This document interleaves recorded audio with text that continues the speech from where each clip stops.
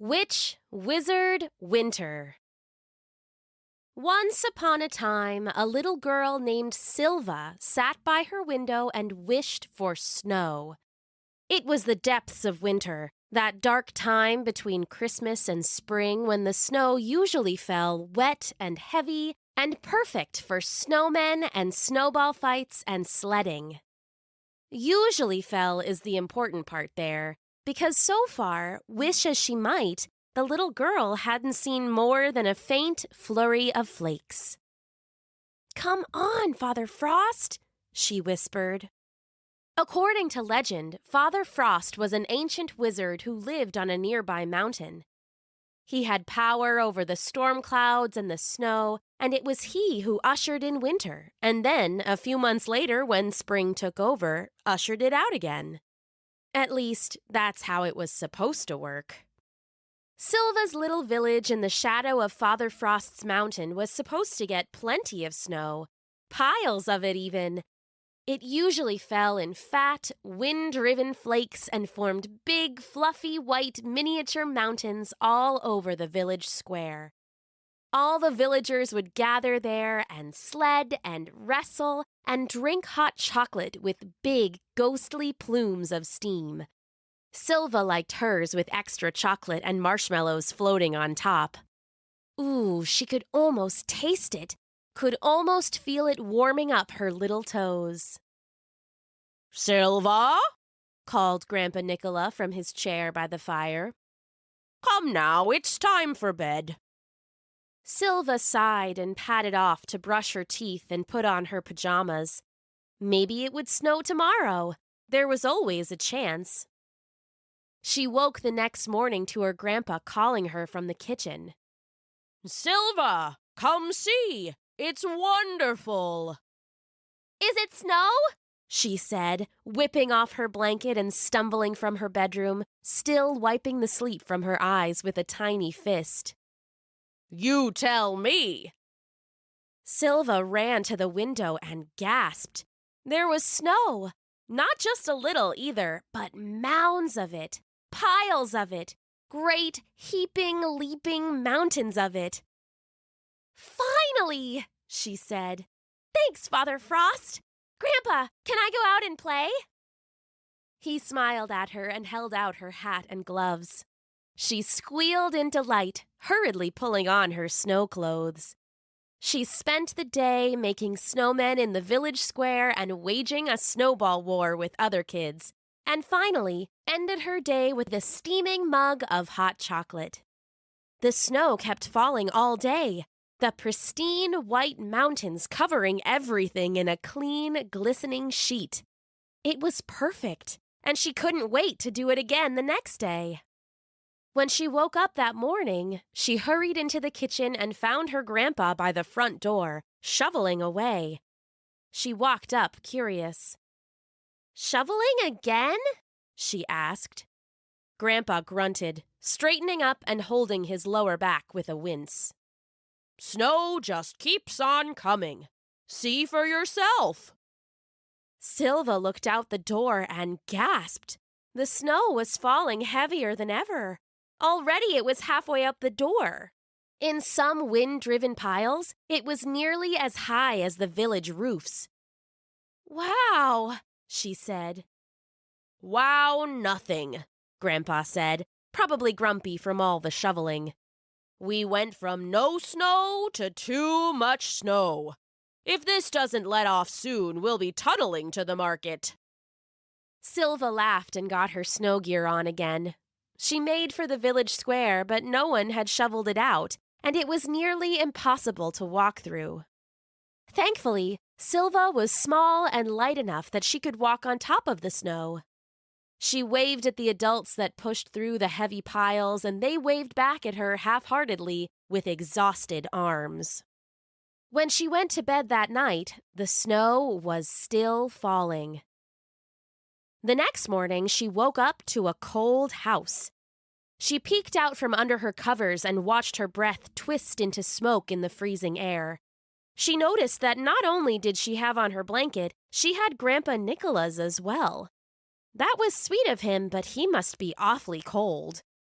She grabbed the quilt and dragged it behind her into the kitchen, where she found Grandpa digging at the front door again. "Grandpa, why is it so cold? What's going on?" "Can't light the fireplace," he said, closing the door behind him. "Snow's filled the chimney. Snow's buried just about the whole town. The council has called a meeting in the village square to see what we can do about it. I'm heading that way now. You can tag along." Silva agreed, and the pair donned their gear. Once they were ready, Grandpa opened the front door and she saw what he had been working on. It was a tunnel, one just big enough to crawl through. It led into the snow and then turned towards the village square. "Wow," she breathed. "Whole town was up all night digging," he said as they crawled on in. "We'll surface at the square and talk there." Soon, the tunnel sloped upwards and they emerged into a snow-covered square. All over, people climbed from tunnels and huddled together atop the mountain of snow.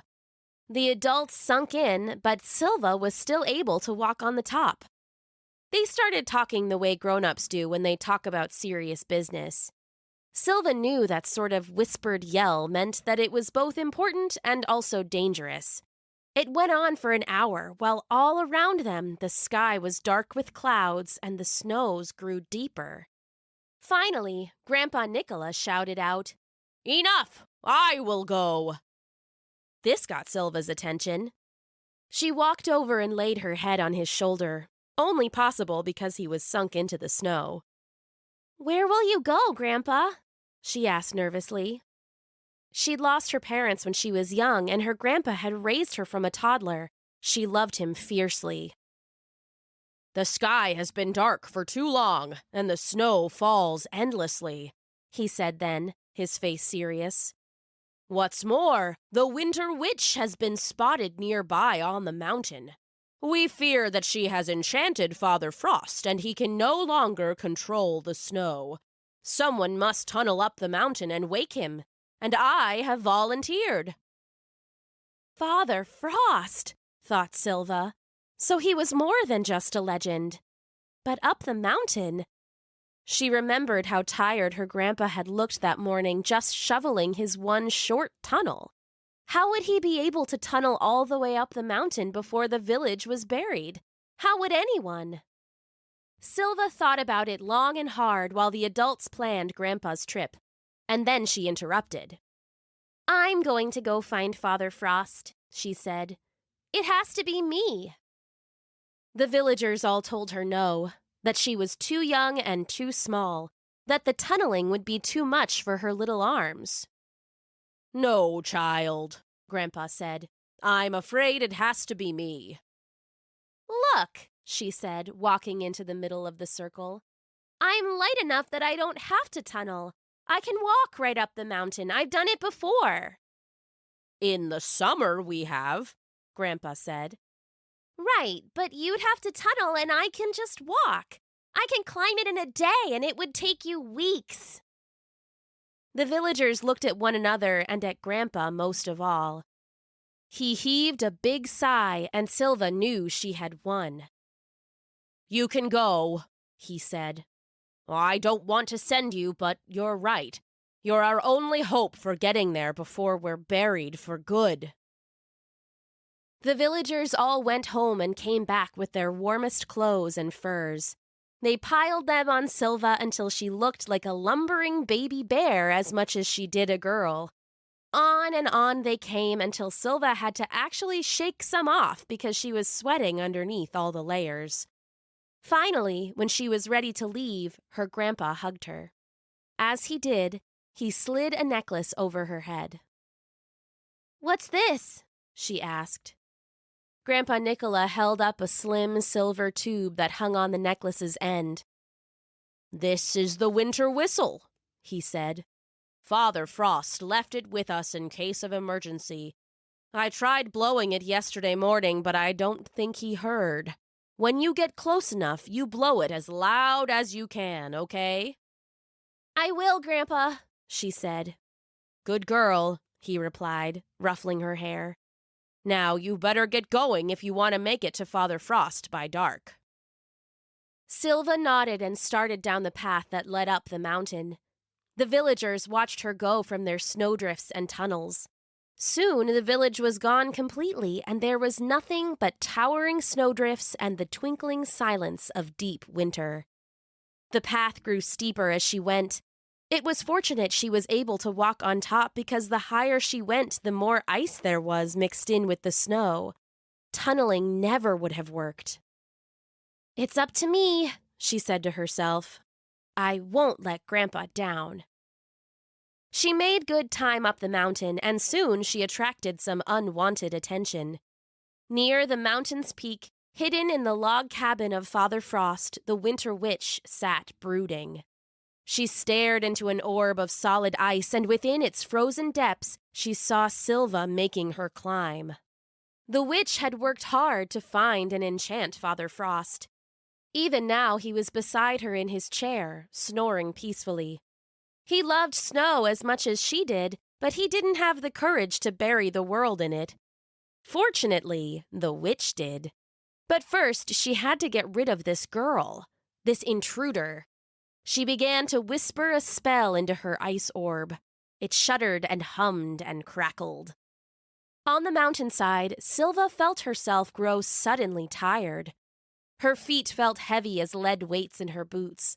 Her eyelids begged to be shut. Her whole body felt like it was pushing through the snow, even though she still walked atop it. "Well, maybe a little rest won't hurt," she thought. The Winter Witch's magic flowed over her like ice, and she laid down in the snow, eyes sinking fast. Just a little nap. She started to drift off, and then she rolled, and the silver whistle pressed cold against the skin of her neck. Hot chocolate, spring breezes and summer suns, warm baths full of bubbles and everything else cozy and good. Silva was flooded with these feelings, and she snapped awake. "The witch," she said, knowing it to be true. "She used a sleeping spell on me, but the whistle stopped it." She clutched the whistle tightly and tucked it under her coat so it rested always against her skin. "The whistle stopped it. I need to get to Father Frost." With the whistle warming her, she hurried up the mountain. After hours of hiking, she finally saw it, a tidy log cabin tucked away near the top of her little mountain. It was made of tight-fitted timbers, and it was the only thing on the mountain not completely hidden by the snow. She had made it. She trudged up. Was the Winter Witch inside? What could she do? She tried to peer in through the windows, but they were too frosted to see. The door, then? She took the wooden knob in her hands and turned it slowly, easing open the door quiet as a mouse.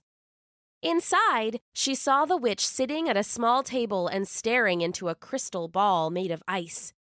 Across the room on a sturdy bed snored Father Frost, all in furs of white and red. "Father Frost!" she whispered, but she was too loud. The witch turned from her crystal ball and glared at her. She was tall and slender and seemed somehow jagged, like an icicle. Her eyes were a snow white with no hint of color. Her smile was twisted and cruel. "You! I thought I left you sleeping on the mountain. You should be buried under a foot of snow by now." "You won't bury me, and you won't bury my village," Silva said. "I used to wish for snow, but this is too much. You have to stop." The Winter Witch laughed. "You may have woken up, but you're still just a child. How do you think you can stop me?" "I can't," Silva said. "But he can." She pulled the silver whistle from her coat, and the witch seemed to recognize it. Her eyes went wide, and she screamed with rage. "No! My snowy kingdom!" "It's not yours," Silva said, "and it never will be." She put the whistle to her lips and blew, and no sound came out. The witch laughed. That's not the magic whistle at all, you fool! It didn't even make a noise! Didn't make a noise to you, Silva said, smiling wide. The witch spun, eyes wide. Behind her, Father Frost yawned and stretched like a man waking up from a deep sleep. While the witch was distracted, Silva darted past her and pressed the whistle into the old wizard's hand. "Father," she whispered, "the Winter Witch put you to sleep, but I blew the whistle." He blinked first at her and then down at the silver whistle. "Thank you, child," he said with a wink. "Now stand aside for this next part." He stood and walked towards the Winter Witch. She chanted spell after spell, but nothing seemed to work. Finally, she picked up her icy orb and held it like a weapon. "Winter could last forever," she said. "You love winter, you old fool. You should be on my side." "All good things have their time to begin and their time to end," he said. "All bad things as well, and your days of mischief are over." He drew in a deep breath and blew into his silver whistle. A beautiful note filled the room, something between a caroling voice and an icy tinkle.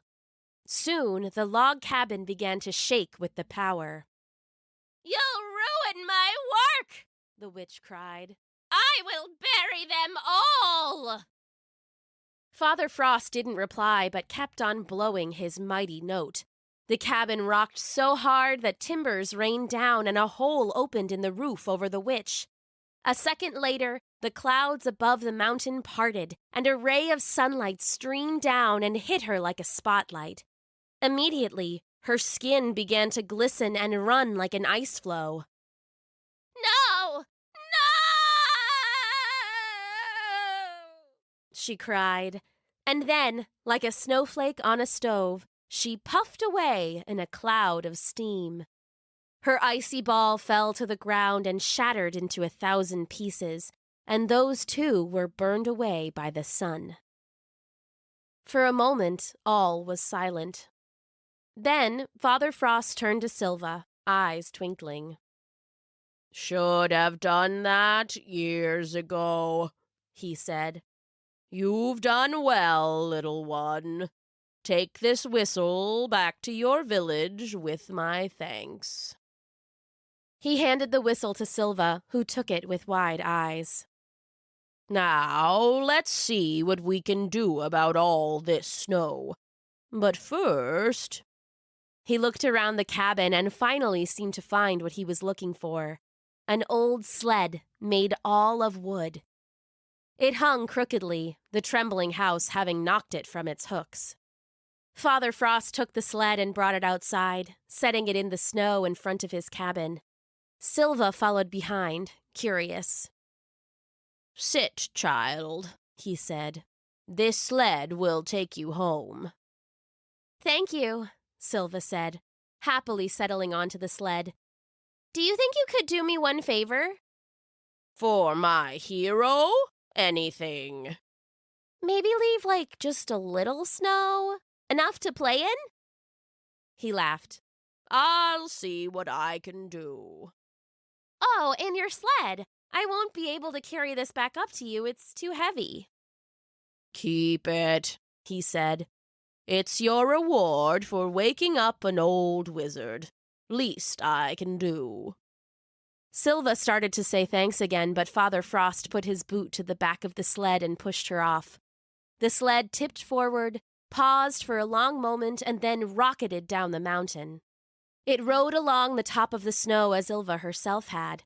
For a moment, she worried about rocks or trees hidden in the fluffy depths, but the sled seemed to steer itself, roaring and slaloming in wide turns.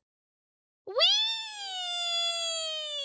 she screamed, eyes watering with the speed and fun of it. The sled, the wonderful wooden sled, turned a trip that had taken hours into just a handful of minutes. Before she knew it, she saw the great, snow-covered, tunnel-pocked mound of her village. "Silva!" Grandpa Nicholas called as she coasted into the village square. "The snow has stopped. Did you do it? Where did you get that sled? What's going on?" She started to answer, but just then, the storm clouds overhead puffed away and the village was bathed in sunlight. Immediately, the snow began to melt and steam into the air. Layer by layer, the village began to emerge around them. First was the peak of the old church, then the roofs of the taller houses, then the windows, and finally the doors. The village looked on in amazement as their town was reborn. Finally, the sunlight retreated a bit, returning to its normal winter glow.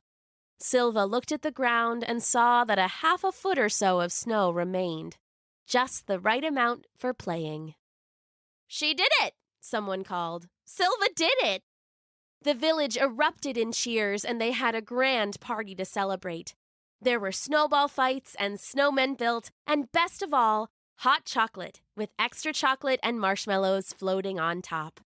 Soon after, winter gave way to spring. Silva was sad to see it go, but she knew it would be back next year. All good things have their time to begin and their time to end, she said to herself, thinking of Father Frost. See you next year, old friend. She smiled up at the mountain and then, smelling spring on the wind, went outside to pick some flowers for her grandpa. The end.